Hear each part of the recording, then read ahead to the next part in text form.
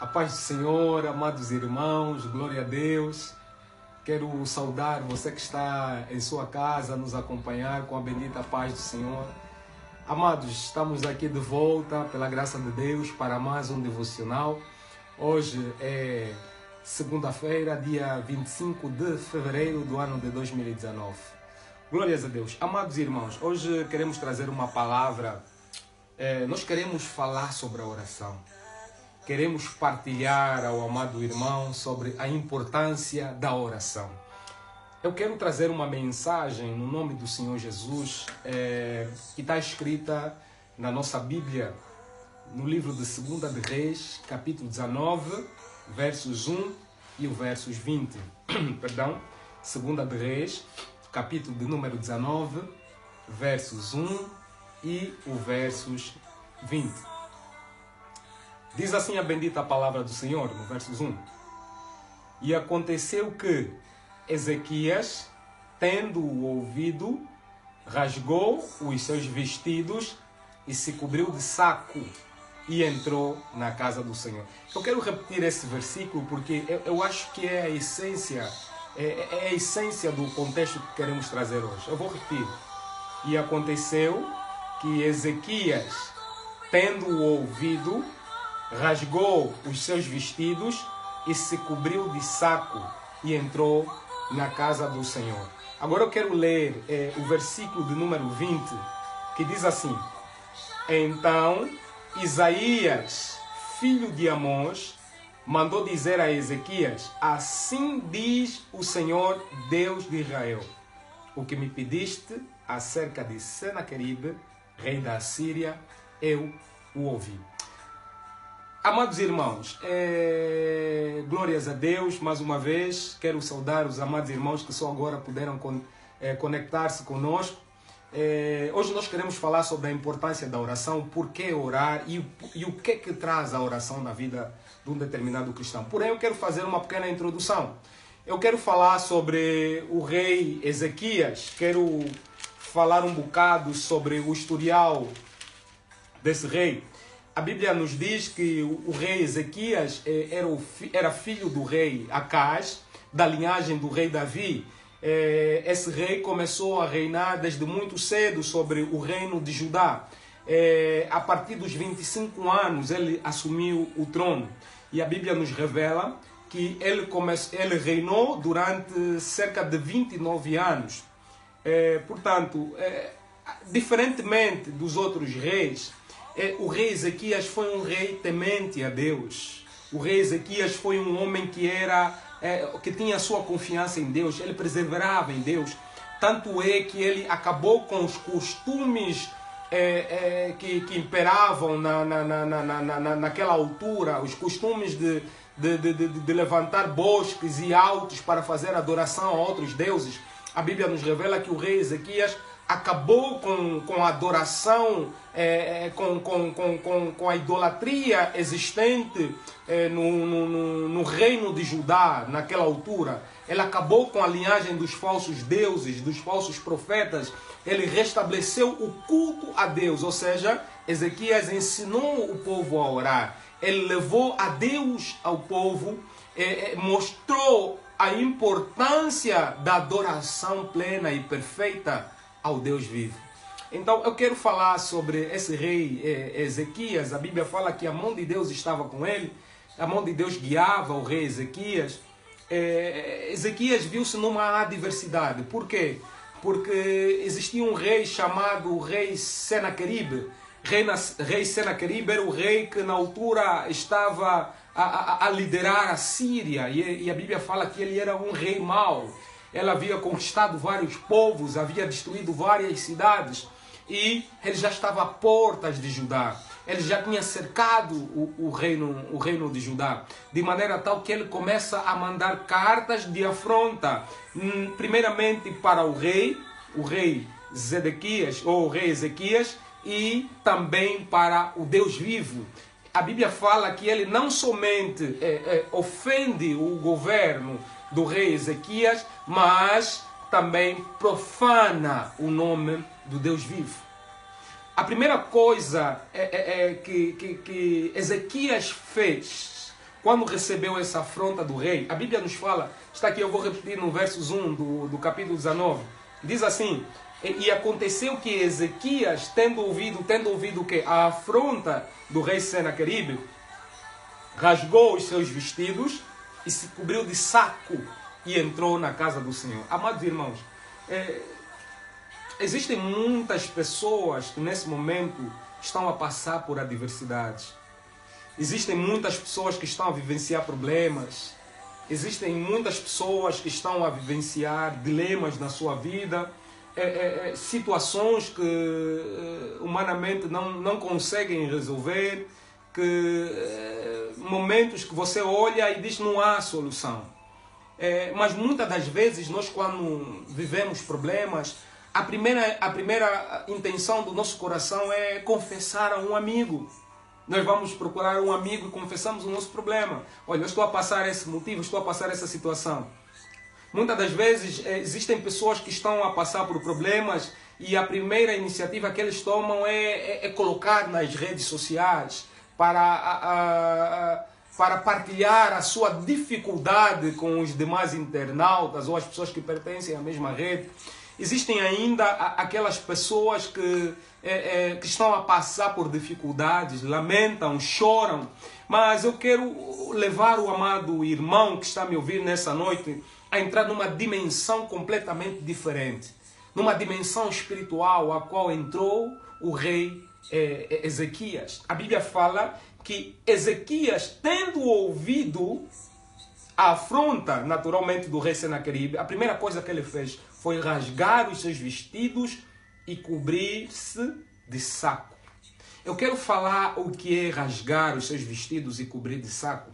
Amado irmão, antigamente o povo de Israel tinha uma cultura de que quando eles vivenciavam determinadas situações que eles não poderiam resolver por si mesmos, então eles rasgavam os seus vestidos e cobriam-se de saco de forma a mostrar a sua humilhação diante de Deus.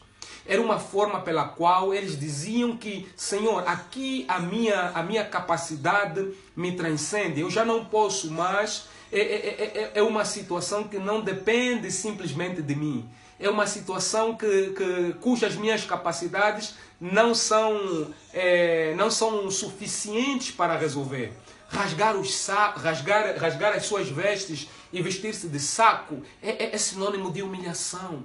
É dizer, Senhor, me ajuda. Senhor, me ajuda. Eu me humilho diante de ti porque eu não sou nada.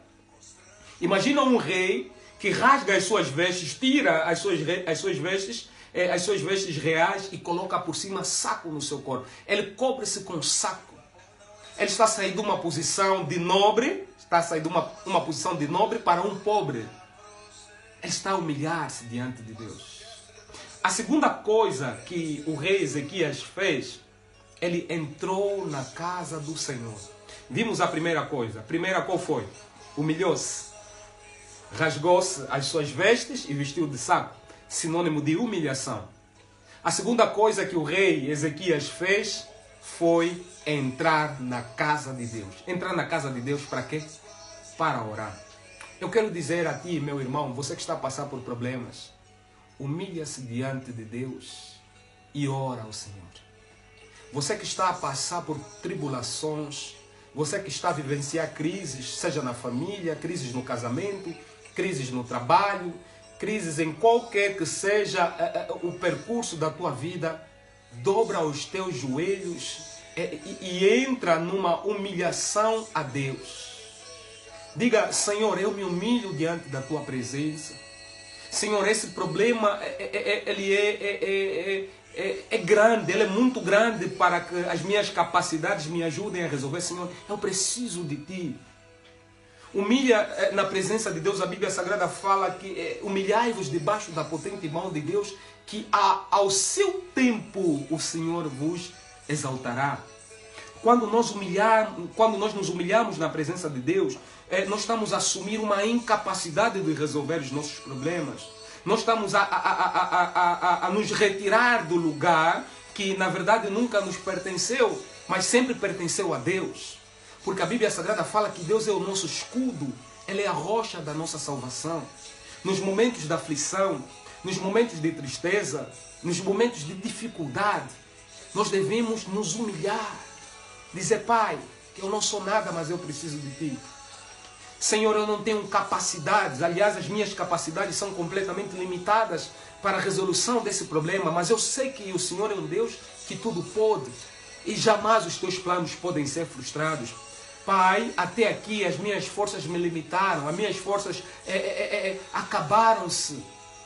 Mas eu confio em Ti. Eu preciso em Ti. Eu preciso do Senhor. A segunda coisa que nós devemos fazer é orar a Deus. O que é orar? Orar é falar com Deus. Orar é buscar a presença de Deus. Orar é nos colocarmos debaixo da graça de Deus. Atenção que a oração não é simplesmente um monólogo, não.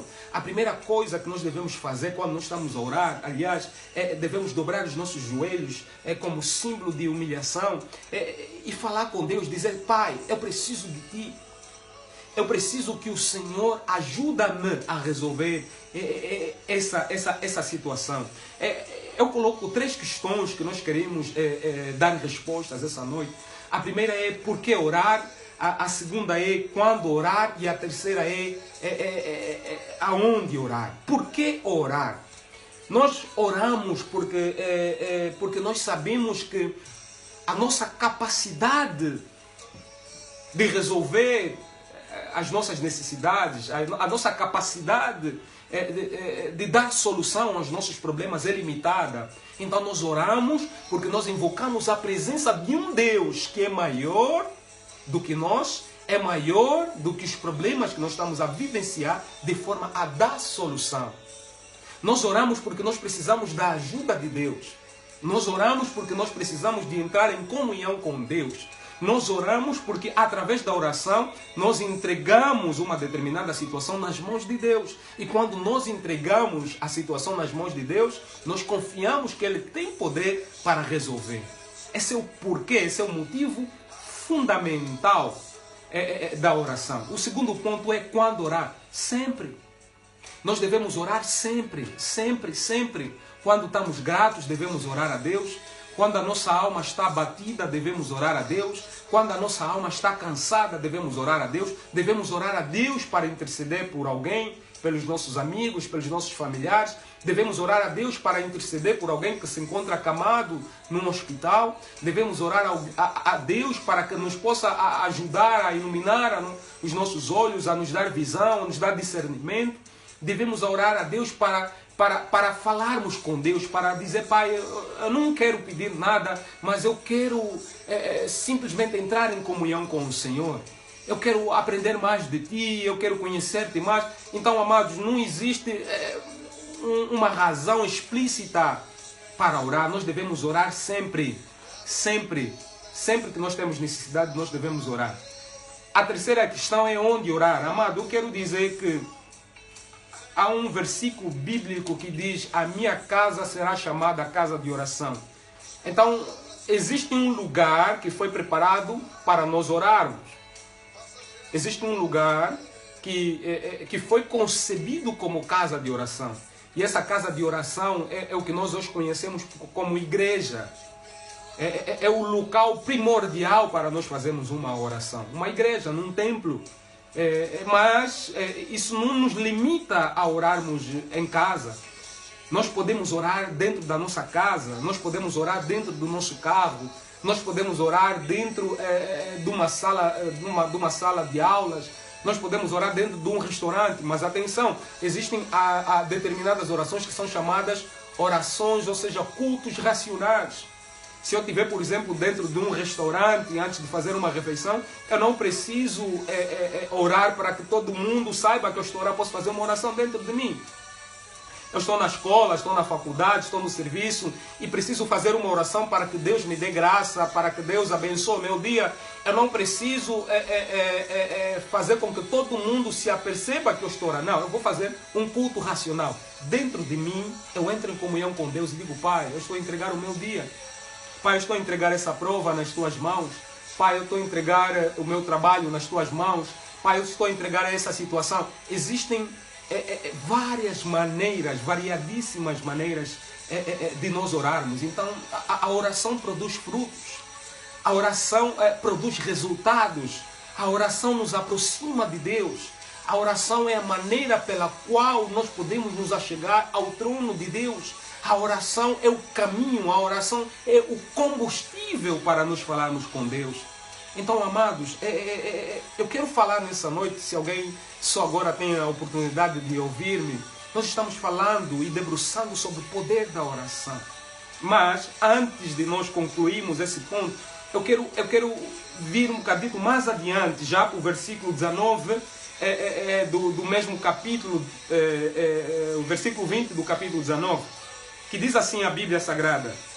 Então Isaías, quem era Isaías? Isaías era o profeta de Deus, naquela altura em que o rei Senaqueribe decidiu invadir o reino de Judá. Então o profeta Isaías, filho de Amós, mandou os seus mensageiros dizerem ao rei Ezequias o seguinte: assim diz o Senhor, Deus de Israel, o que me pediste acerca de Senaqueribe, rei da Assíria, eu ouvi. Eu quero falar da oração, a oração que toca o coração de Deus. Nós queremos falar não simplesmente de palavras vãs, não simplesmente de falas, não, mas nós estamos a falar de uma oração que toca o coração de Deus. Nós vimos a priori no versos 1 que o rei Ezequias, quando ouviu o problema, a situação, quando recebeu a afronta, quando recebeu as cartas, a declaração de guerra do rei Senaqueribe, a primeira coisa que o rei fez, ele dobrou os seus joelhos, ele entrou num processo de humilhação. Ele rasgou as suas vestes, ele vestiu outra roupa que eram as vestes de saco, vestiu-se de saco. Isso prova a humilhação. Nos dias de hoje, nós não precisamos rasgar as nossas vestes. Muito pelo contrário, nós precisamos de rasgar o nosso coração. Nos dias de hoje, nós não precisamos mais de vestir roupas de saco, não. O que nós precisamos fazer é dobrar os nossos joelhos e nos humilharmos diante de Deus. Dizer: Pai, eu preciso da tua ajuda. Apesar de eu ser homem, apesar de o Senhor me dar capacidade de raciocínio, apesar de eu ter capacidades físicas, financeiras, apesar de eu ter saúde, Pai, eu não quero caminhar sem o Senhor. Independentemente desse problema estar dentro ou fora do meu alcance, Pai, eu não quero fazer nada sem o teu auxílio. Eu preciso de Deus. Eu preciso das tuas mãos sobre a minha vida. Pai, eu não quero dar nenhum passo sem que seja o Senhor a guiar-me. Amados, e a oração ela é completamente abrangente. Nós precisamos orar para tudo. Quando nós sabemos, quando nós não sabemos, quando nós queremos determinada coisa, quando nós temos dúvidas sobre determinada coisa, sobre determinado processo, quando alguma coisa nos inquieta, quando nada nos inquieta e nós queremos agradecer. Amados, nós precisamos ter a cultura de orar. E a Bíblia aqui está a nos mostrar que o rei Ezequias fez uma oração que agradou a Deus. Por quê? Porque ele cumpriu com 2 procedimentos fundamentais. Primeira coisa, ele humilhou-se perante a Deus. A Bíblia fala que aqueles que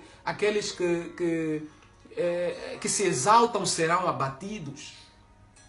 Mas não foi o caso do rei Ezequias. Ele era rei. Ele poderia muito bem mandar organizar o seu exército.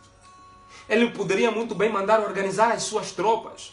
Ele poderia muito bem virar-se ao rei do Egito, pagar, como era costume naquela altura, alugar outros reinos para lutarem com ele. Ele poderia pegar nas riquezas da casa de Deus, dos utensílios da igreja. Ele poderia muito bem entrar no tesouro do rei e vender ou dar de presente ao rei do Egito, que era muito mais forte que o rei Senaqueribe, para que pudesse o ajudar a entrar na guerra. Mas ele disse: não, eu não vou confiar nas minhas próprias capacidades. Aliás, a Bíblia diz que muitos confiam em carros, em cavalos, porém a nossa confiança está no Senhor. Ele colocou a sua confiança em Deus. Ele orou a Deus porque ele confiava em Deus. Ele orou a Deus porque ele acreditava na capacidade de Deus operar na vida dele. Então, amado, você que está a passar alguma situação, você já orou? Você já falou com Deus? Existem muitas pessoas que quando estão a viver um determinado problema, todo mundo sabe. Os amigos sabem, os familiares sabem, os vizinhos sabem, todo mundo, através das redes sociais, sabe o problema que você está vivendo, mas Deus, será que Deus sabe? Será que você já se humilhou na presença de Deus e entregou a tua situação na mão dele? Será que você já se dobrou perante a Deus e entregou o teu problema nas mãos de Deus? Às vezes você vai dizer, não, irmão Hugo, eu já orei, eu estou cansado de orar. Ora mais. Orou quantas vezes? Orou uma vez, ora duas. Se orou duas, ora três. Se orou três, ora quatro. Ora sempre. Ora sem cessar. Ora até você alcançar o alvo. Ora até você fazer a oração que toca o coração de Deus. Ora até Deus ouvir a tua oração. Não se canse de orar. Não se canse de orar. É importante e é fundamental. A oração é combustível. A oração produz frutos. A oração produz resultados. Nem sempre esses resultados são imediatos, mas elas produzem resultados. A tua oração pode mudar uma determinada situação. A tua oração pode mudar a condição da tua família.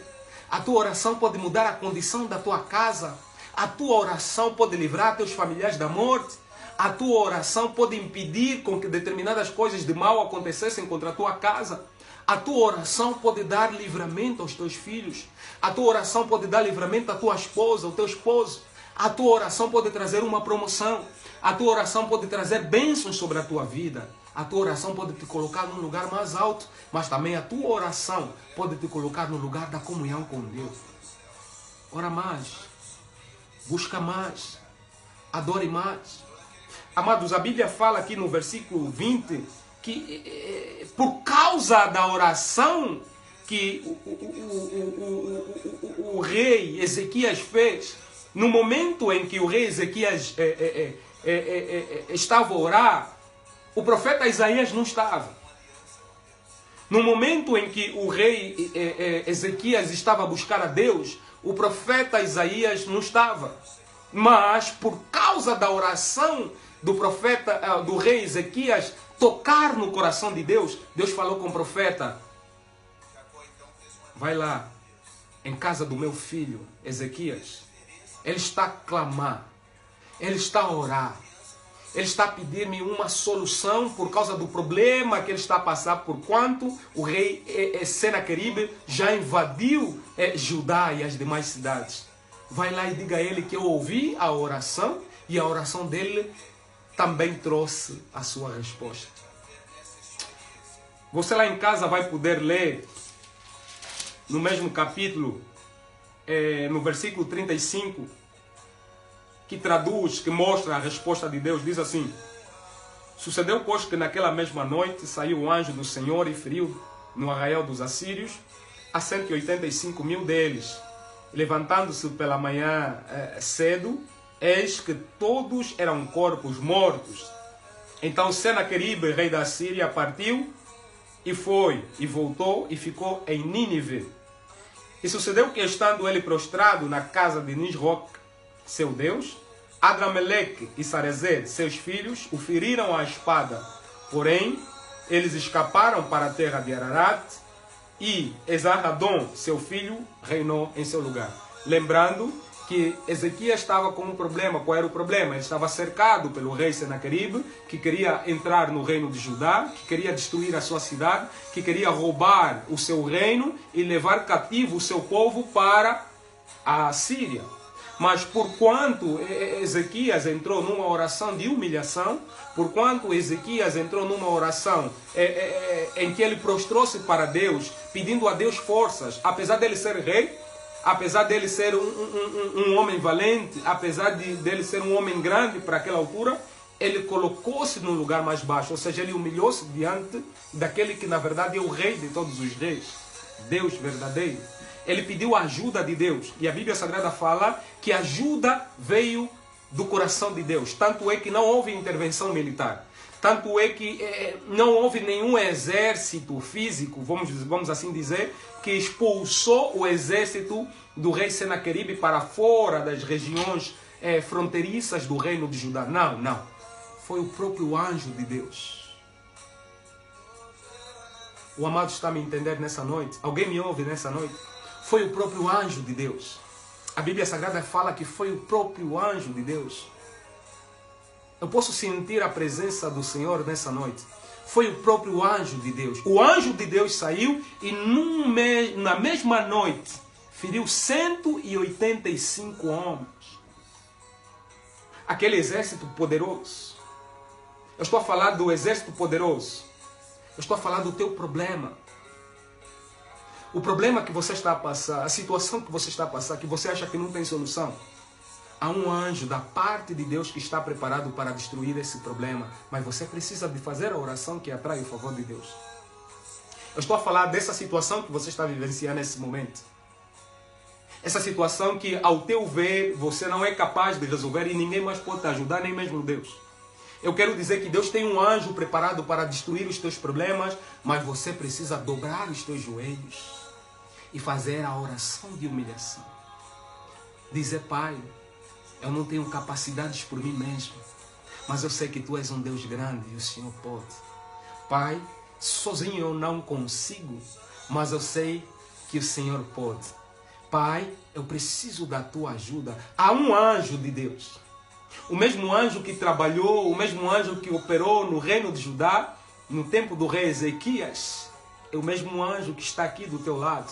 É o mesmo anjo que está na nossa vida. É o mesmo anjo de Deus que está preparado para acabar com um problema, para acabar com a afronta, para acabar com todas as cartas de Senaqueribe que você recebeu.